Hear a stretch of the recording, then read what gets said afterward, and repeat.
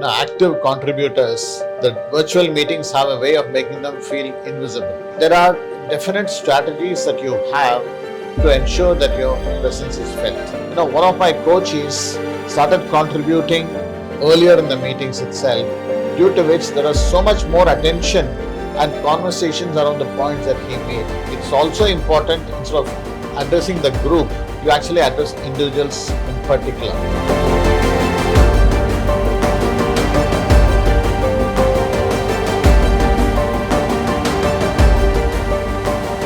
In virtual meetings, I feel like I'm present but not really seen.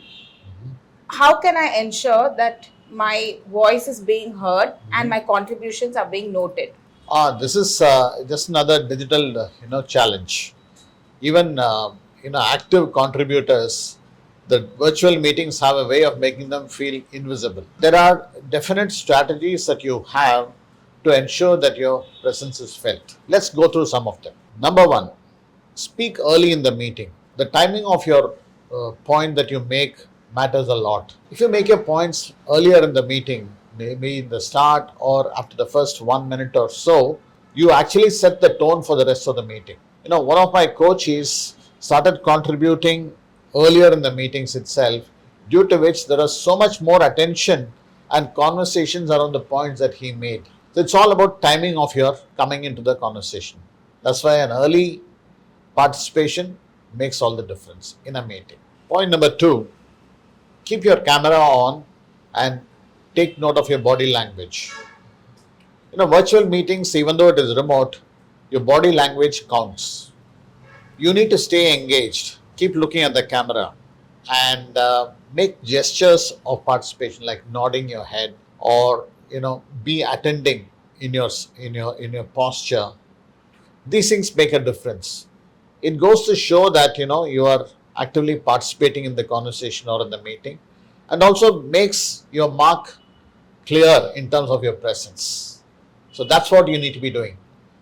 Your body language and looking at the camera makes all the difference, along with gestures. Okay. Point number three, address people individually. In a group setting, it's also important, instead of addressing the group, you actually address individuals in particular. For example, you can say, Jude, I would like to hear your thoughts on this subject. This actually draws the attention towards you and makes it really hard for others to ignore your points. Okay, you keep people closer to yourself. At the same time, you've motivated somebody to speak up and come into the conversation.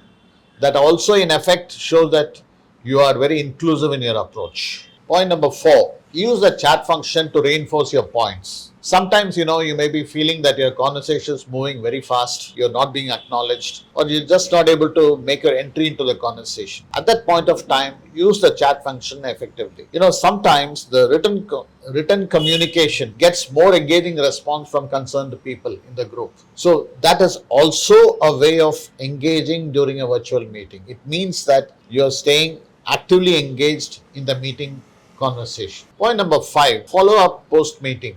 After the meeting is over, send out an email highlighting the points that you had made. It actually reinforces what you had given as your input during the meeting. And also, you can clarify the points which kind of overshadowed your inputs. Okay, it's very important in all these virtual meetings, you stay engaged visually and verbally, and non-verbally as well. That's why it must be three-dimensional: visual, verbal, and non-verbal. Okay, in all these three dimensions, you should stay engaged.